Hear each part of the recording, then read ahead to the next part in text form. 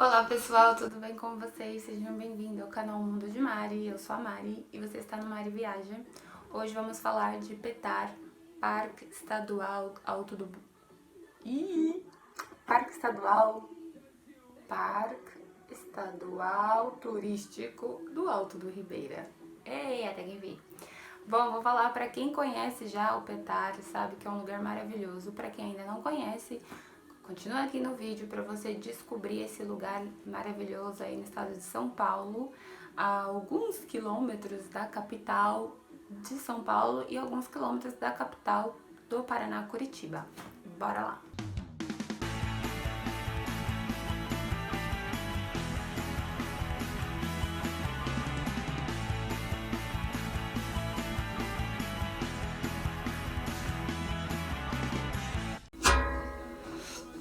Bom, gente, eu amo muito o Petar, por isso que eu queria falar sobre ele já há bastante tempo.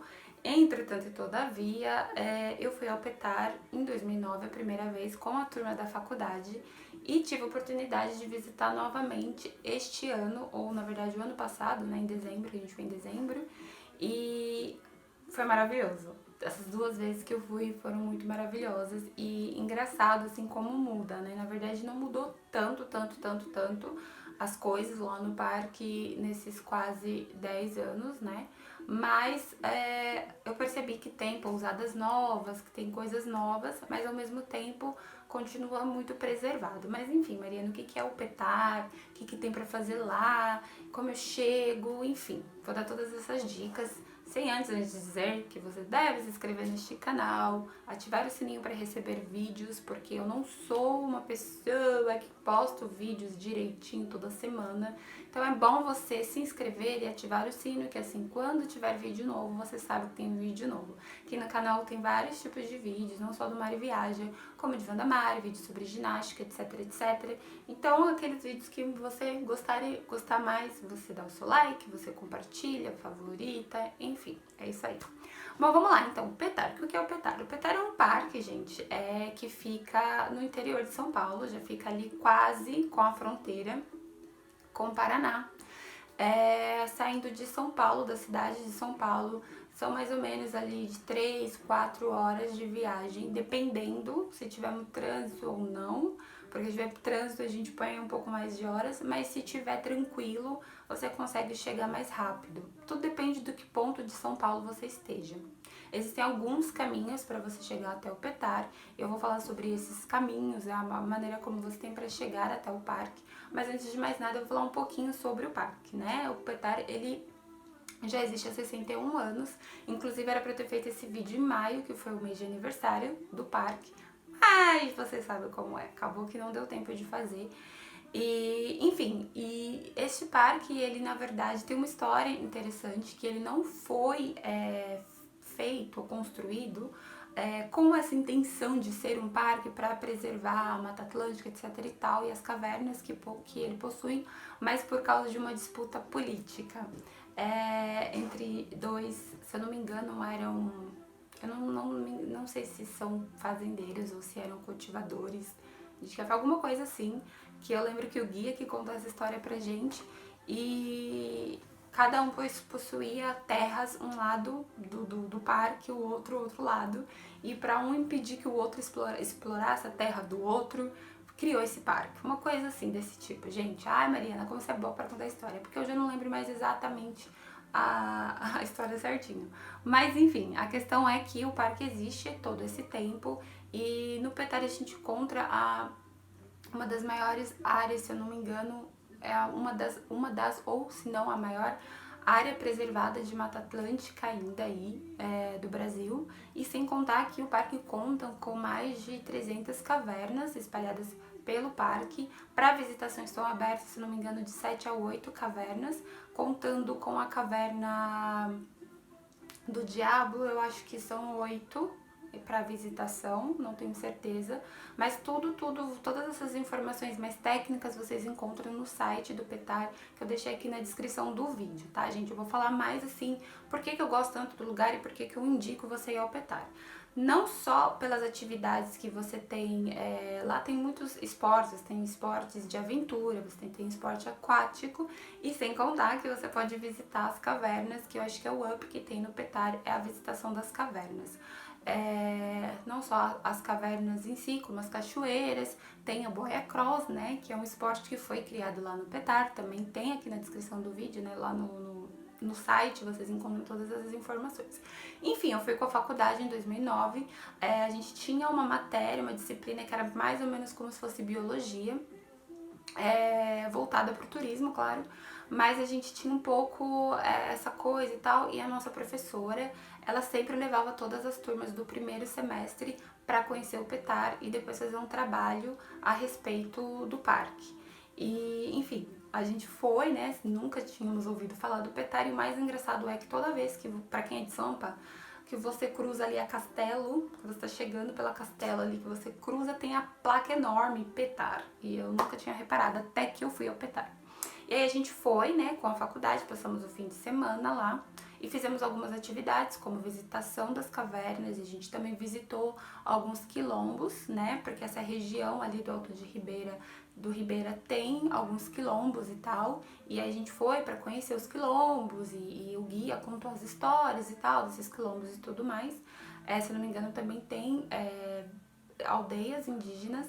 O Petar, ele é dividido em núcleos, tá, gente? Então, cada núcleo, dependendo do núcleo que você visitar, você vai ter uma atividade. Vai ter núcleo que vai ser os núcleos das cavernas, vai ter o núcleo que vai ter mais os quilombos, vai ter o núcleo que vai ter sei lá o quê, cachoeira, enfim.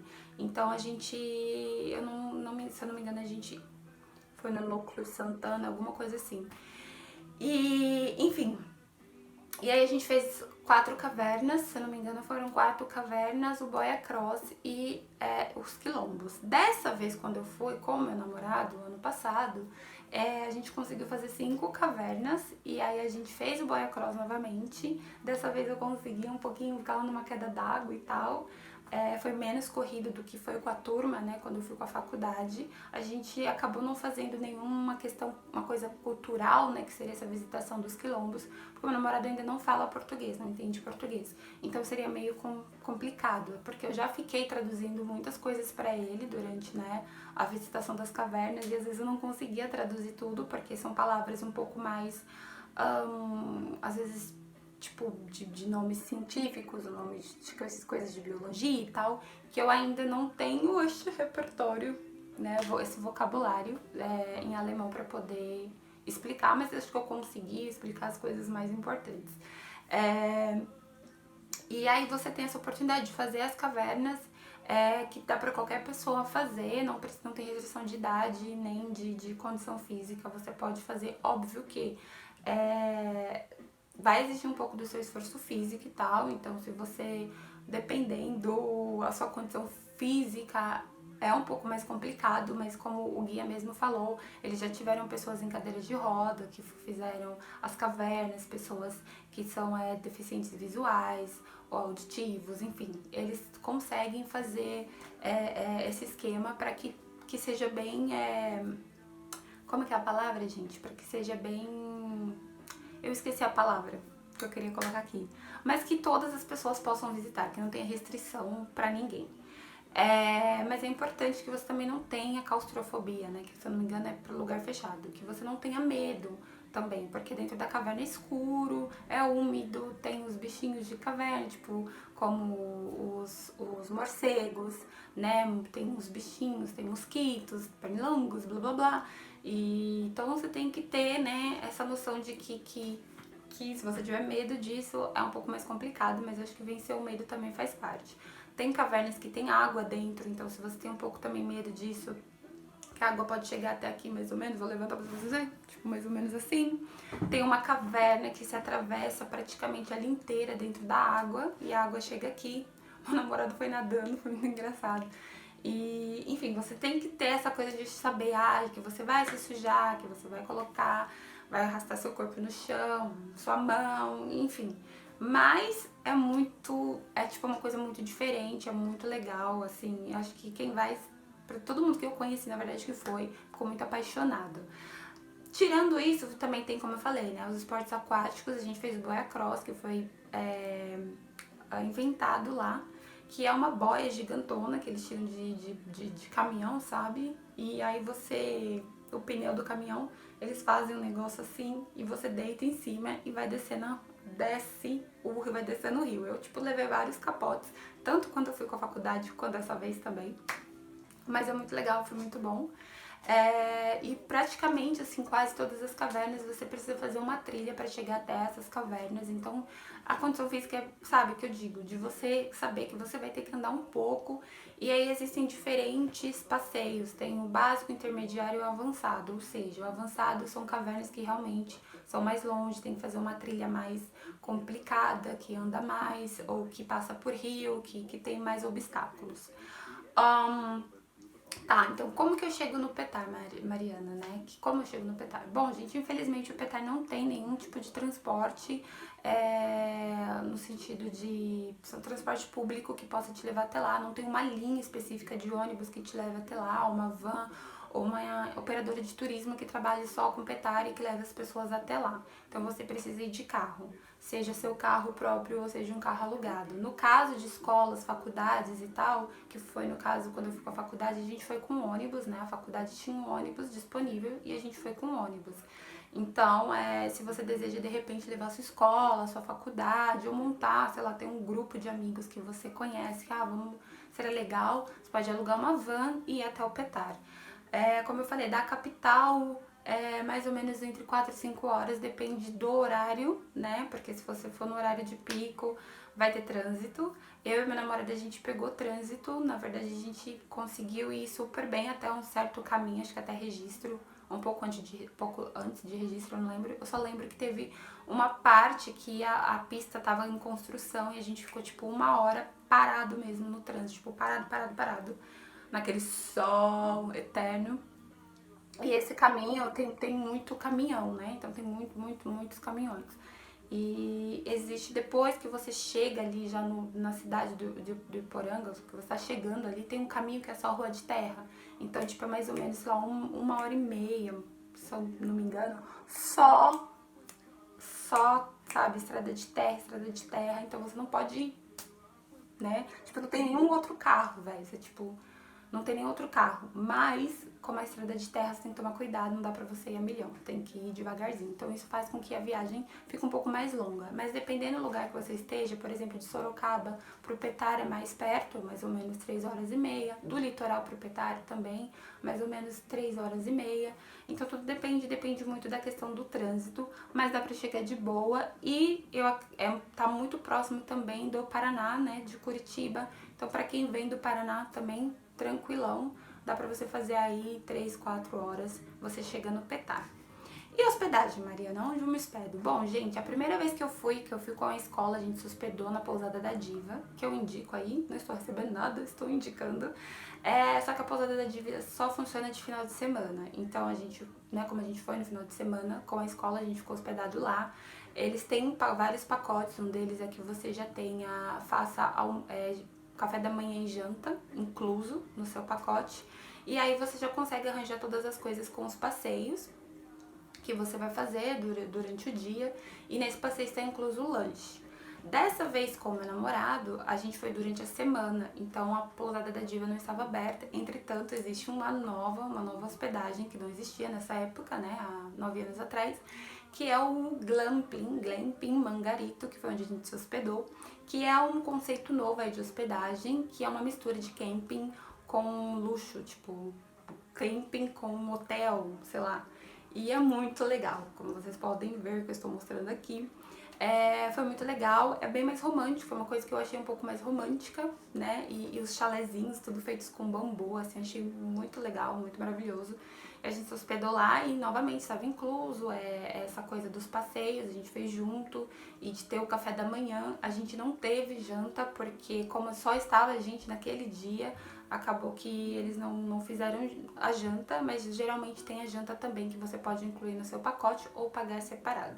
A gente acabou jantando numa outra pousada e no dia seguinte eu comi um lanchão lá na frente desse glamping. Tem um pessoal que vende lá uns lanches maravilhosos, muito bons, gigantes. e baratos e maravilhosos. Então você pode se hospedar, eu também tô deixando o link aqui dos dois, tanto da Pousada da Diva quanto do Glamping Mangarito, que é um pouquinho mais caro que a Pousada da Diva, mas vale a pena. E, enfim, eu acho que é isso, gente, assim, o que eu mais gosto, assim, no Petar é esse contato com a natureza. Lá não tem rede, tá? Então você não vai poder ficar no telefone, isso é uma coisa muito maravilhosa, porque não dá pra você ficar na internet, você tem que ir pro passeio, tipo, ir pro passeio. Óbvio que você pode tirar fotos, filmar com seu celular, mas não dá pra você, tipo, ficar na internet, sabe? Não dá pra você ficar fazendo lives e postando o tempo todo. Você tá ali naquele momento na natureza, você só vai ter internet quando você estiver dentro da pousada, do lugar que você está hospedado, que aí você vai ter Wi-Fi e enfim, né? Então eu achei isso muito maravilhoso, porque esse tipo te desconecta um pouco e você fica ali meio realmente a natureza. Eu pretendo visitar o Petar novamente, a gente ficou 2 dias, né? As 2 vezes que eu fui foram 2 dias. 2 dias é o suficiente para você fazer as atividades principais, mas se você quiser fazer mais coisas, conhecer mais lugares, como por exemplo, eu queria ter ido conhecer a Caverna do Diabo, não consegui, porque a gente não tinha mais tempo. Também queria ter ido ver uma cachoeira que, se eu não me engano, se chama Queda do Meu Deus, que tem mais de 100 metros de queda. Não deu tempo, então talvez a gente tivesse ficado 3 a 4 dias, acho que teria sido o ideal para fazer outras cavernas também. E claro, quando meu namorado falar português e tudo, entender, seria legal também visitar alguns quilombos. E, enfim, o Petar ele inclui tudo isso, gente. Tanto a questão cultural, histórica, de geografia, geologia, arqueologia. Tem muita coisa, assim, pra todas, sei lá, disciplinas, no caso de escolas que vão de faculdades, mas também para quem quer conhecer um lugar muito completo e presenciar essa coisa da Mata Atlântica ainda, né, sobrevivente aí no nosso estado de São Paulo. E eu acho que é isso, a gente tem que divulgar o que a gente tem de bom, porque São Paulo não é só cidade, não é só concreto, não é só, sei lá, gente, é só trabalho. São Paulo também tem lugares muito maravilhosos de se visitar e o Petar é um deles. Beleza? Espero que vocês tenham gostado dessa dica. E, enfim, mais coisas, mais informações estão aqui na descrição do vídeo, nos links que eu coloquei. E se você tiver alguma dúvida de coisas que eu não falei aqui, pode deixar sua pergunta aqui nos comentários. E, enfim, é isso. Dá o seu like, se inscreva no canal e compartilhe esse vídeo com seus amigos que adoram viajar também. Beijo e até o próximo vídeo. Tchau, tchau!